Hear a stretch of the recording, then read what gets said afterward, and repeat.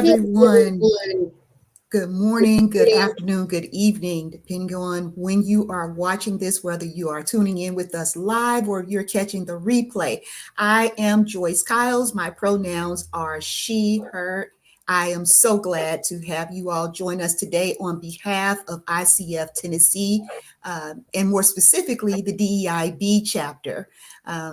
Welcome to Kaleidoscope of Perspectives, Pride in Coaching. As you all know, this is Pride Month, and I am super excited to introduce to you two amazing guests that we have today.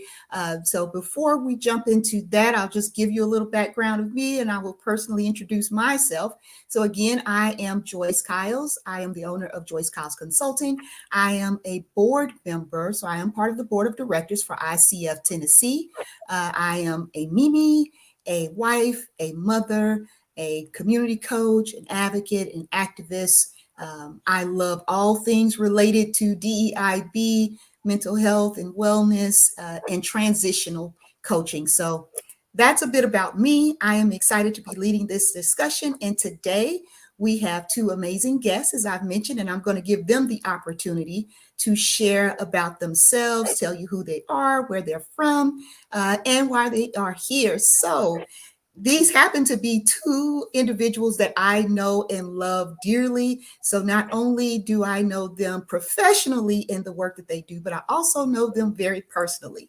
So without further ado, let us get started with the introductions. I will start with Miss Phillis Lewis. So Phillis, take it away. Tell us whatever you want us to know. Hi, thank you so much, Joyce, for inviting me and welcoming me into this space. Again, my name is Phillis Lewis, pronouns she, her. I am the CEO and founder of Love Doesn't Hurt, which helps to provide crisis intervention for victims of crime in the LGBTQ plus community. But we also do consultant work and education work around just building culture of humility and creating more inclusive and diverse spaces. All right. Thank you so much, Ms. Phillis. Paris. Hi, everyone. Thank you, Joyce, for the introduction, and I am excited to be here. I am Paris Ducker, pronouns she, her. I am a certified life coach. I am also executive assistant coach, and I also coach administrative professionals. And I am active in the community in advocating against domestic violence, and there are some other groups that I'm affiliated with also, and I'm excited to be here. I am a proud Grandy, as Joyce is a proud Mimi, and I am ready for today's conversation. Thank you. All right. Thank you both so very much. I appreciate you all so much for just taking your time and providing us with your talents, your resources, your lived experiences, just whatever you want to share, as little or as much, we are here for it. So welcome, welcome, welcome. For those of you who are joining us, again, my name is Joyce Kyles. I am a part of the board of directors for ICF Tennessee, but more specifically today, I am serving as a DEIB committee member and facilitating today's discussion. If you have any questions, comments, please do put them in the chat. We will get to them as expeditiously as possible. So without further ado, let's just jump right on into it. So I would like for each of you to talk about the work that you do and how that work is inclusive in the LGBT plus community. So either one of you can take the lead. I guess I'll start first. So for us with Love Doesn't Hurt and the work that I do, we try to connect with organizations, businesses that are just trying to add more tools to their toolbox. I think that as like society is changing, language is changing, a culture of humility is about making a lifelong commitment to keeping up and making sure that you're creating a space where people feel seen, they feel heard, they feel welcome. And so we do professional development or awareness building training for organizations, just going in and looking at their different policies and procedures, how the language can be changed, how to introduce their staff and leadership to language that's going to help them be able to meet people where they are, but also to to as well as to just how people identify in a way to make sure that they are being respectful, if they are engaging those that may be a part of their team or the individuals that they're coming in contact with as they're providing services to them too as well. Okay, thank you. Thank you so much for that. And we're going to take a deeper dive into what you're doing and your why for it in just a moment. So Paris, I ask you the same thing. Tell us about the work that you do and how it's inclusive to the LGBT plus community. Certainly. I am a certified life coach. And so the clients that I have, I have coached some that identify as maybe them, they, or etc. So we've talked about it. And I do want to say that even when coaching them or having conversations, I learn as well. So it's like a transfer of information, and we can talk about that more, but I just kind of wanted to put that out there. Also, I'm an administrative director for a nonprofit. And so I am basically over our employee handbook and our policies and procedures. And over the past 2 or 3 years, and actually Phillis and her organization, they've presented to our organization as well. So I know Phillis both professionally and personally, and she's amazing. Anyone out there, if you ever need assistance, Phillis is the go-to person. But we make sure that one of our goals, our DEI goals, we are inclusive, we are respectful, we research, we are intentional on making sure that we are inclusive with every facet of our community in Shelby County. We acknowledge Pride Month, we have activities, etc. And our culture is everyone is welcome. We are inclusive, there's no double standard, etc. So yeah, thank you. And thank you for lifting those pieces up, both of you, because, ICF is International Coaching Federation, and we are very committed in ensuring that one of the core competencies is met, centered around DEIB and making people feel welcome, feel inclusive. And that was one of the biggest reasons we wanted to make sure that we had this particular discussion today. So thank you for sharing that you're including this very intentionally in the work that you're doing, both as a nonprofit and in the corporate sector, but then also in your coaching practices as well. So I'd like to just kind of switch gears then and talk a bit about this being Pride Month. So what does Pride Month mean to you in your line of work, and why do you feel that it is important that we acknowledge it in our spaces? I guess for me, Pride Month, it touches me in a business aspect, but also in a personal aspect as well. I do identify as bisexual, and so for me, Pride Month is visibility, because not everybody is in a safe space or to feel like they can come out. And so for me, I try to be very intentional about being visible. To just let people know that they're not alone. And I think also Pride Month is a time to celebrate the history, but also celebrate the journey and what is to potentially come in the future. And to just an opportunity to call people, out, but also call them in too as well. Because it seems sometimes, when your May is winding down and you're getting ready to go into June, and like rainbows start popping up everywhere, a lot of questions start, getting asked. And so with that, just creating a space where people feel like they can come and ask questions, right? Because people don't always have a safe space to be able to ask the things that they don't know. And I'm a believer in education, that when you know better, you have the opportunity to do better. And it's a ripple effect. Like if I teach you something, then you may be able to carry that on and teach someone else. Yeah. And then that grows to create a safe space for someone else. Wow. Love it. Love it. Thank you so much. And Paris, before I jump into my next question, because that led it to me thinking of some other things I wanted to ask about that. So Paris, I'm going to allow you to answer first. Yeah. Pride Month, for one, I think it's amazing. And we are able to recognize, acknowledge, and celebrate, right? Yes. With all of our friends, family members, children, maybe a spouse, it may be, a partner, but we're able to recognize and acknowledge and again celebrate this month, and that the community is being acknowledged and being recognized. And there are helpful conversations, as Phyllis said. So I may be piggybacking a bit off of what you said, Phyllis. And also, it gives you time for thought. It's like, do I have any type of bias that I'm not thinking about?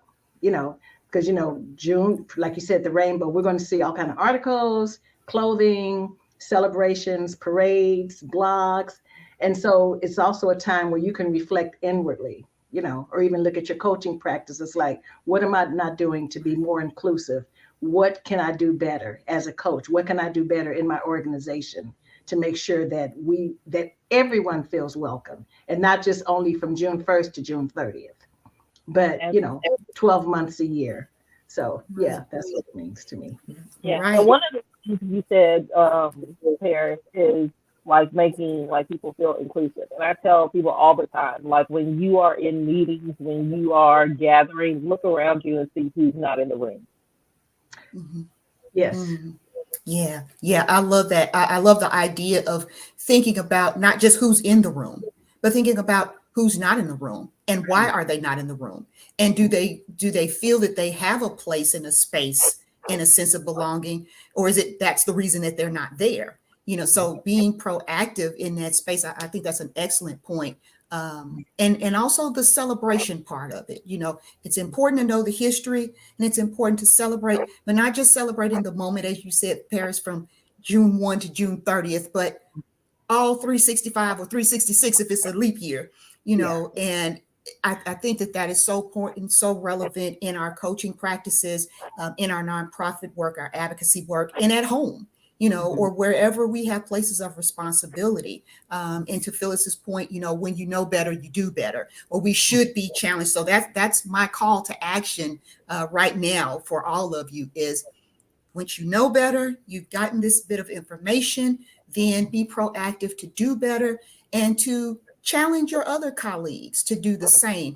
And so again, don't just look at who's in the room and how you can connect, but look at who's not in the room and ask those questions as to why.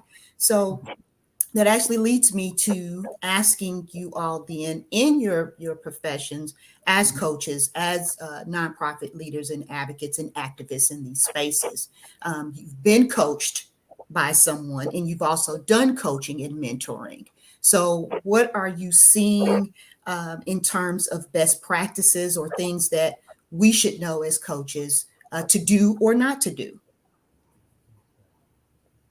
I know for me, I like to get a sense of who I'm working with,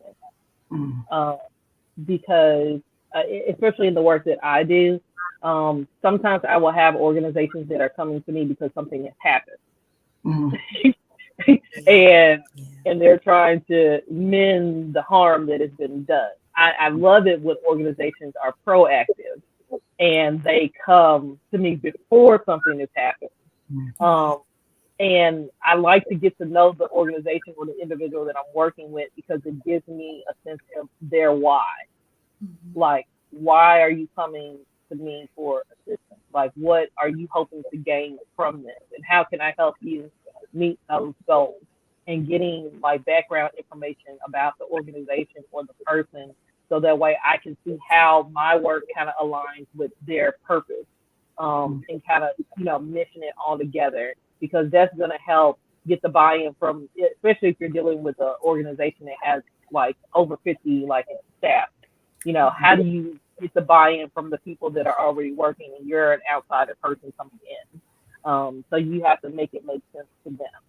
And so for me, getting that background, like, it helps build a strong foundation as to what your end goal is. Absolutely. Paris, what are your thoughts on that? My thoughts are, well, I know in my organization, the nonprofit I work for, we were very intentional, and I know I mentioned it previously, but we spent about almost 2 years revamping our handbook on DEI,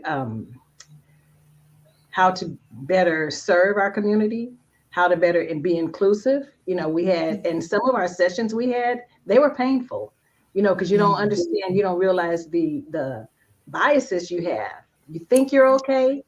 I love everybody. And then when they start, you start peeling back the onion and it's like, oh, and oops. Oh, you mean I shouldn't say that? Oh, well, I thought it was okay.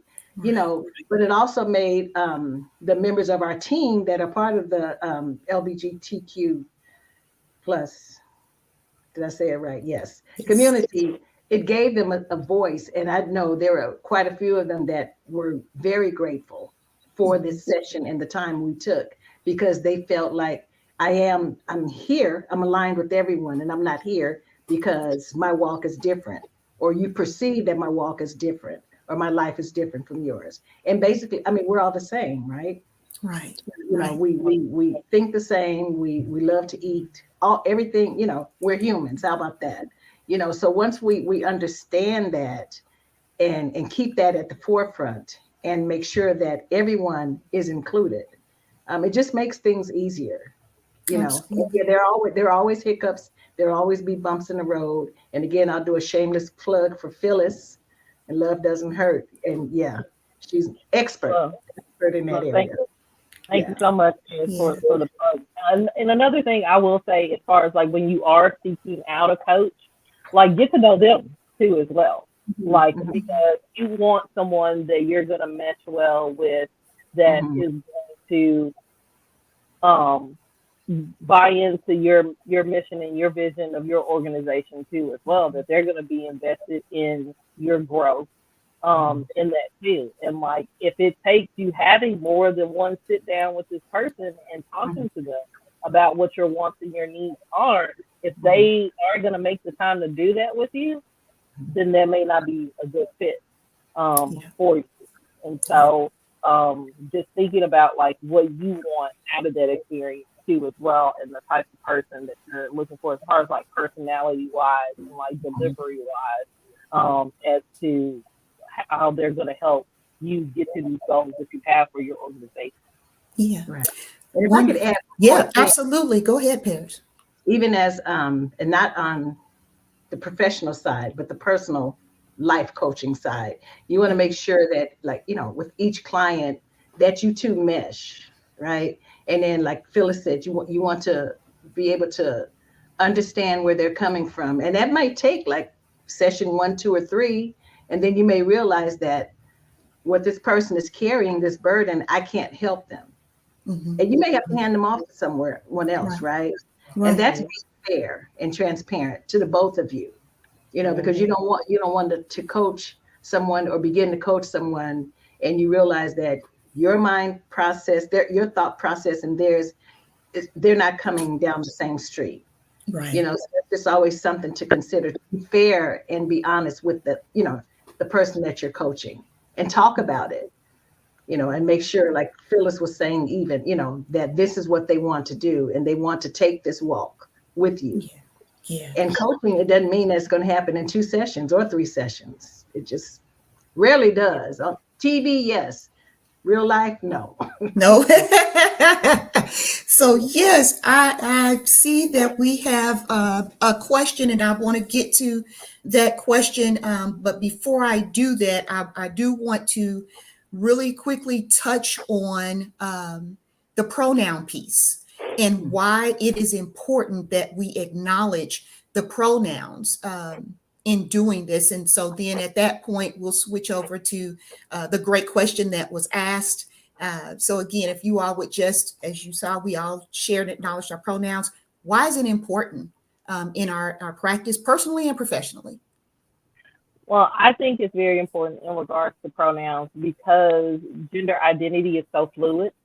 And because the clothing that someone is wearing does not necessarily dictate their gender identity, it kind of helps you to set the tone as to let me know how you would want me to address you. So if I normalize me when I introduce myself, hi, my name is Phillis. pronouns she, her, then you know how to address me, whether you're talking to me directly or if you're talking to someone else about me, versus like guessing.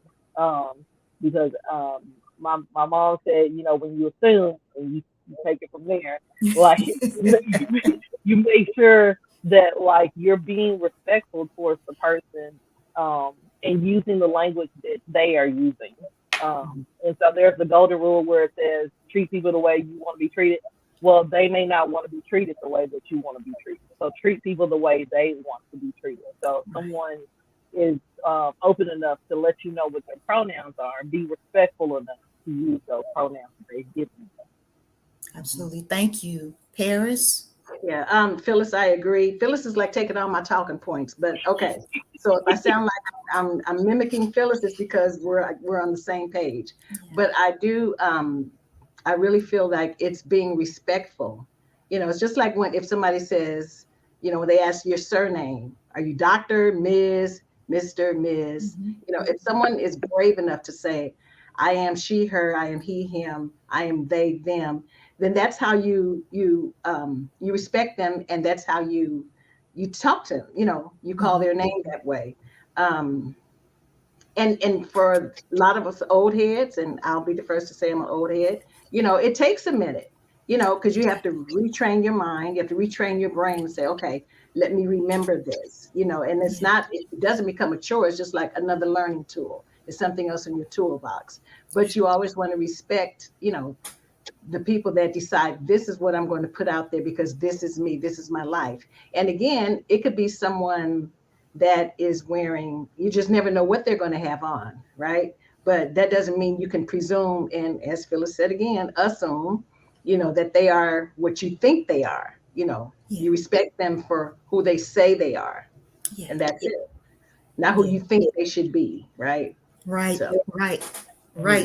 Great way to say that. Not who you think they should be, but respect who they are based on what they've shared with you, and go from there. I think that's very, very profound to say it and to put it in that context.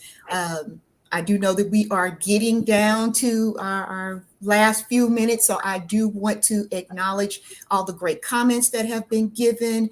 Thank you, Brenda. She, you know, gave her pronouns, she, her, that she is an ally. She absolutely is. I thank her as being our president of ICF Tennessee chapter for showing up and continuing to show up and allow us, give us this opportunity to be free. And to have this as a safe space. In the DEIB committee, thank you for trusting me with this and having this space and this time to be able to share. I do want to read our question. Thank you so much, Nancy. Thank you for speaking and asking us. Speaking of coaching practices, can you expound on the coaching practices for all 365 days? I'm a bit nervous to bring up. So these discussions usually happen when clients initiate the conversation. And she thanks us for allowing the question. So again, she's wanting us to expound on the coaching practices, you know, all year. Again, emphasizing that she's nervous to bring it up. So these conversations usually do happen when clients initiate it. Are you talking about, I guess, are you talking about when they initiate like issues, or that as you're trying to create these inclusive spaces, like for them just throughout the year?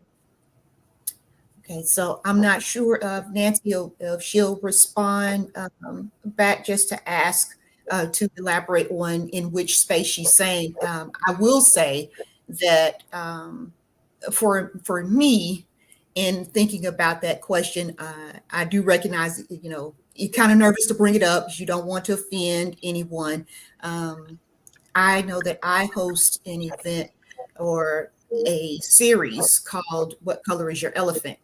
And I do it often to share about people recognizing their biases. And when Paris mentioned the whole piece about, you know, okay, when we first say something, it's like, oh yeah, that's easy. But once you start taking that deeper dive into it, you know, it becomes a little bit more difficult and uncomfortable. But having those uncomfortable conversations, I think, is helpful. Doing them on a regular basis, having literature around or posting or sharing information that is constantly present in your space, that talks to or speaks to being inclusive. What does belonging look like?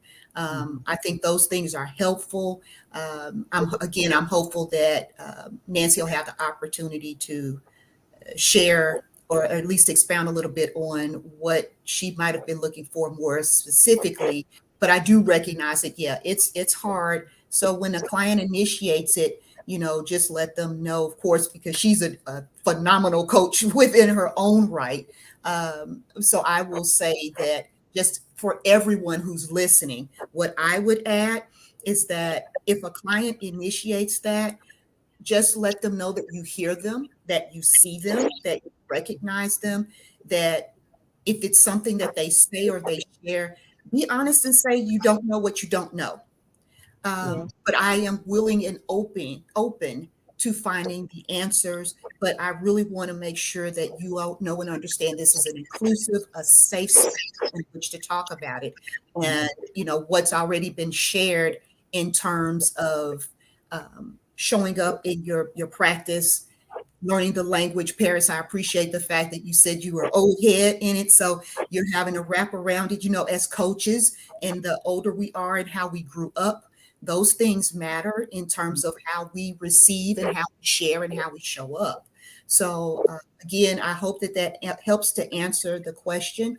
And Jennifer is sharing role modeling. Our own pronouns can also help in the conversation to get it started. Being inclusive in language and marketing material and introductory info sets the tone for inclusion. Wonderful point. Thank you so much, Jennifer, who is actually our DEIB chairman as well. So I knew she would be able to further expound on it. So yeah, Phyllis, you have anything? Yeah. So if you're talking to an organization, usually what I do, if I'm not just working with an individual, but more so with an organization, I also leave it that not only is the point of contact able to have contact with me, but also any of the other staff members too as well. Because there may be some things that come up that they may not necessarily feel comfortable talking in front of like a group of people. So I always share my contact information. So that way, if there's something come up, if there's a situation that they had that's happened recently that they weren't necessarily sure as to how to navigate that, then we can have discussions in regards to that. I've worked with schools where like some of the educators had some situations with students, and I went up to the school and sat and talked to the educators, try to meet them where they are. So that way they will be able to have a better grip on how to handle that in the future. But then I also talk to organizations about awareness month. Like there's an awareness month for every month. Like there is something going on every month that you can kind of use that as an icebreaker for like some of these conversations, to be like, who are we not touching? And like, how does our work kind of tie into this awareness month? And how can we initiate some of these conversations to like have some of those difficult conversations that Tara was talking about earlier, because those are going to help your organization grow. You can't just not talk about it, because then it becomes the elephant in the room. And it just gets bigger and bigger the more you don't talk about it. So you have to create space to challenge yourself and others. And like, Paris was saying, when you all were redoing your handbook and everything like that, like you all were having those conversations, but your other staff members that had that knowledge put their input in too as well to help elevate the goal of what was going on. And that was to create a more inclusive and diverse. Yeah. Well, you all, I thank you so much for your time. I do think that that helped to answer at least in part where Nancy was going in some of the insights I believe that we've collectively given. And because that question has been brought up and some other things came to mind for me as well. So because that is kind of my space with the identity and the transitional identities of things. And Phyllis, you lifted up the part about the coming out and the being comfortable and sometimes not being comfortable with coming out and how you identify yourself personally. That is giving me some insight of some other things that we're going to share as the month progresses, so that people in leadership and in coaching spaces have the tools and the resources that they need, and that they're seeking. And the fact that you all are asking these questions and being so engaged in your comments, that lets us know that we are doing what we should be doing in making people feel included, inclusive, seen, and heard.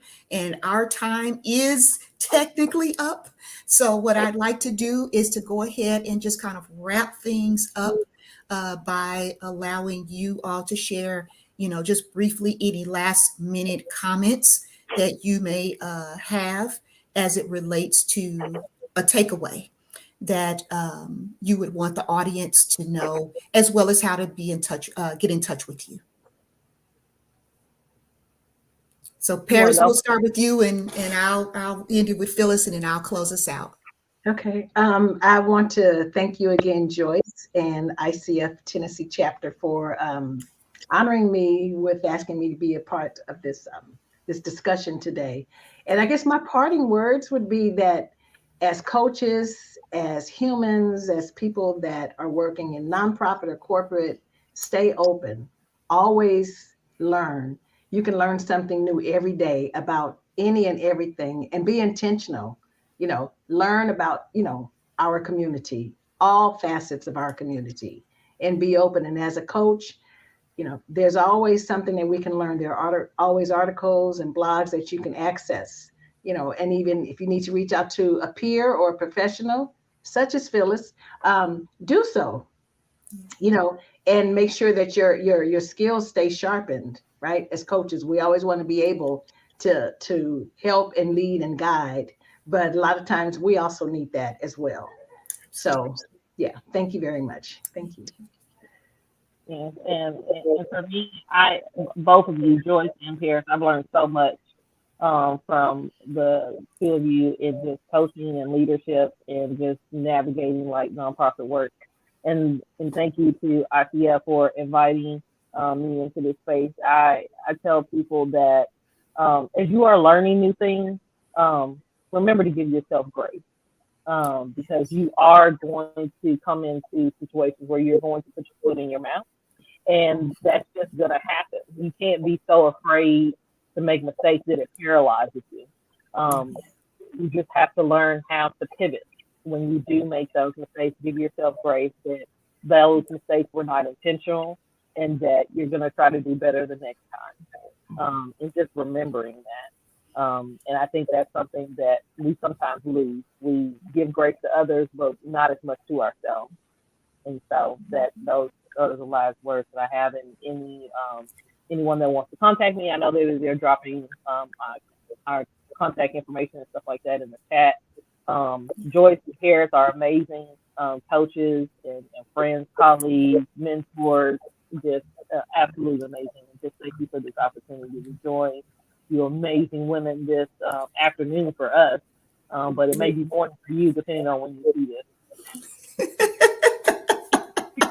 Yes, you all know me and my schedule very well, so you all know that it doesn't stop here.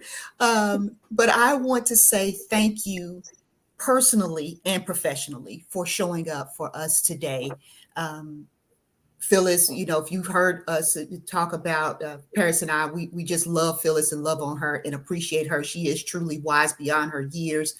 So please do connect with her. She is a wealth of knowledge and very personable and professional, and very much about owning her truth, her space, making sure other people, she is an advocate as well as an activist in that space.